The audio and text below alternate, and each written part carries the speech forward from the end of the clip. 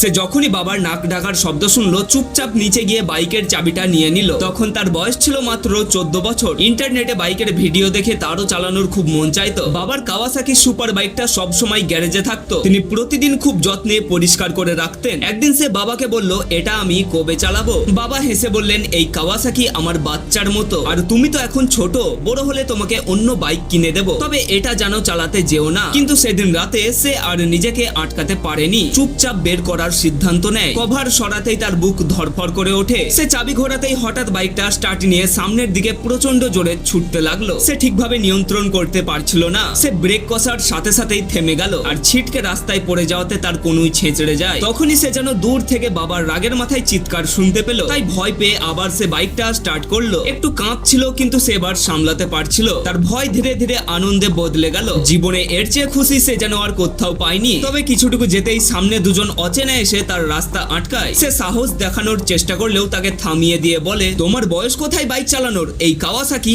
আমাদের দিয়ে দাও। তাই ছেলেটিকে নামিয়ে মাটিতে ফেলে দেয়। সে অনুরোধ করলে তার কথা তারা শোনে না। তারা পালিয়ে যেতেই সে চিৎকার করে বলল, না, ওটা আমার বাবার বাইক, এখন আমি বাড়ি গিয়ে কি বলবো? তাই রাস্তার পাশে বসে সে কাঁদতে লাগলো। বাবার এত যত্নের কাওয়াসাকি এখন তার জন্য চুরি হয়ে গেছে। প্রায় 10 মিনিট সেখানে বসে থাকার পর অবশেষে হেঁটেই বাড়ি ফিরে যায়। সে দেখলো বাবা দুশ্চিন্তায় বসে আছেন। তিনি চিৎকার করে বলছেন, কেউ আমার বাইকটা চুরি করেছে। ছেলেটি সত্যিটা বলতে যাচ্ছিল, ঠিক তখনই তার চোখ পড়লো টেবিলের উপর রাখা একটি খবরের কাগজে। লেখা ছিল, একটি চুরি করা কাওয়াসাকি বাইক দুর্ঘটনায় দুজন মারা গেছে। ভয়ের চোটে সে একেবারেই অবাক। বাবার আগের মাথায় বললেন, যারা আমার বাইক চুরি করেছে তাদের এমন শাস্তি হওয়া উচিত। কিন্তু 2 ঘন্টার পর পুলিশ বাইকটা বাড়িতে নিয়ে এলেন। বাবা দৌড়ে গিয়ে বাইকটিকে জড়িয়ে ধরলেন। তখন সে বুঝতে পারলো বাবা এটাকে কতটা ভালোবাসে। তোমার প্রিয় বাইক কোনটা?